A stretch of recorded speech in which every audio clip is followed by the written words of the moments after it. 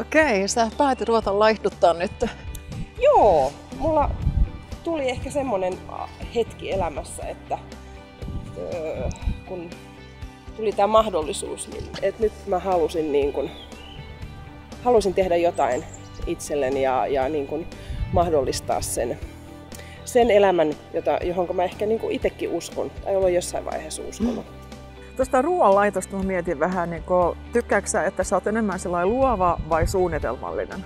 No mä oon kyllä luova, eli hirveän paljon mielellään teen, että mitä kaapista löytyy tyyppisesti, mutta sitten viikonloppu se on ihana tehdä jotain semmoista suunniteltua ja sitten mä saatan ottaa jonkun reseptin, jonkun jutun, pääjutun, jonka oheen mä sitten kehittelen sitten kaikkea ehkä muuta.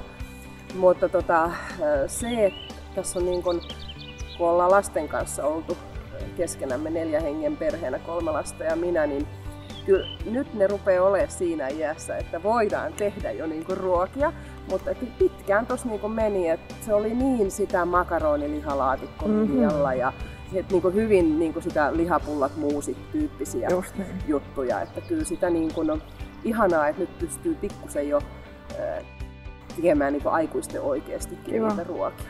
Mikä olisi sulla semmoinen toivetila, mikä olisi tavoite tälle laihdutukselle, että jos sä saisit ihan vapaasti toivoa mitä tahansa, niin mikä se olisi? No, mulla ehkä päällimmäisen saattaisi olla se, että mä pääsisin vähän irti mun lääkityksestä. Eli mä saisin diabeteslääkitystä vähennettyä. Ne on tietty, ne on kaikki vähän kiinni toisissaan, että sillä lailla kun mä saan painoa tiputettua ja mä saan mun aineenvaihduntani niin sokeriaineenvaihdunnan kuin muutenkin sit toimimaan aktiivisemmin, niin siinä mukana tulee sit näitä asioita ja muun muassa se, että lääkitystä pystyy varmaan vähän vähentämään. Onko sulla jotain tiettyä tämmöistä ihan selkeää kilotavoitetta? Ei. Siinä mä oon vähän skeptinen. Okei, se on hyvä. Mä laitan haastetta ehkä sullekin. Mä oon joskus kokeillut jotakin tämmöisiä laihdutusmetodeja. No ihmiset on kahden erityyppisiä kun laihdutaan. Jotkut menee sillä vähän portaita, että putoo paljon, sitten ei tapahdu mitään. Sitten taas putoo paljon, sitten ei tapahdu mitään. Että jos väärässä vaiheessa katsoo tai jos katsoo eri vaiheessa, kun joku toinen sitten menee ihan tasaisesti tälleen, niin sitten sitä vaan ei ehkä ehdi huomata, että itse on porrastyyppi ja toinen on sitten vaikka se mäkipudottaja. Samoin sitten toisessa päässä kun lihoo, niin sitten se tapahtuu, ruokamäärä lisääntyy, ei tapahdu mitään. Sitten päättää, jos karpata sitten tuleekin, jos se tulos siitä edellisestä tekemistä. Ja tämä on ihan ominaisuus kropassa. Se on ihan mielenkiintoista nähdä, että mikä porras sieltä löytyy. Niin, aivan.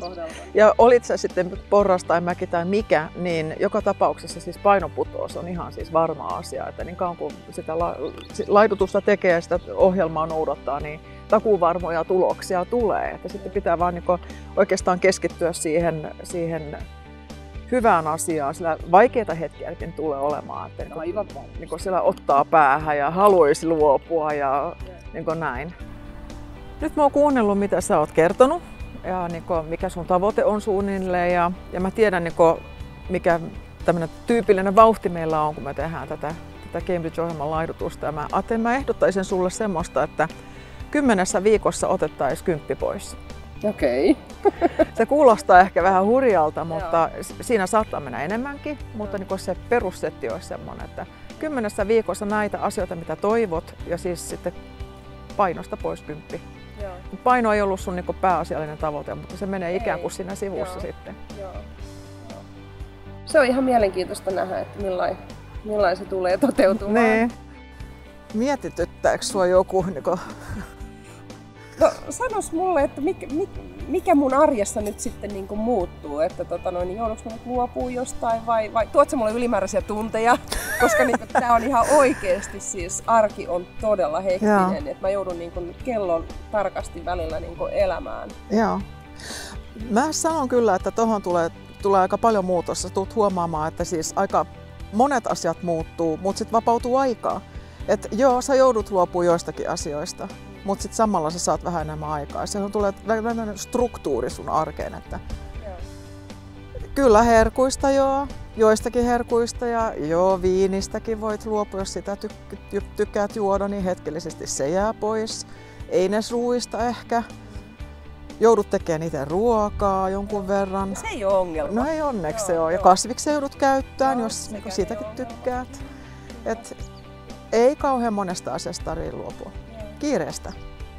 Niin. Nyt meillä on kuva siitä, mitä sä tavoittelet tällä laihdutusprojektilla. Ja jotta me päästään ihan oikeasti mittaamaan, mitä tässä tulee tapahtumaan, niin meillä pitää olla jonkunlainen alkukartoitus. Että täytetään tämmöinen terveyslomake, sitten otetaan tämmöinen kehon koostumusmittaus ja pistetään ne paperille ja siitä lähdetään katsoa vielä vähän tarkemmin. Kuulostaa hyvältä. Hyvä.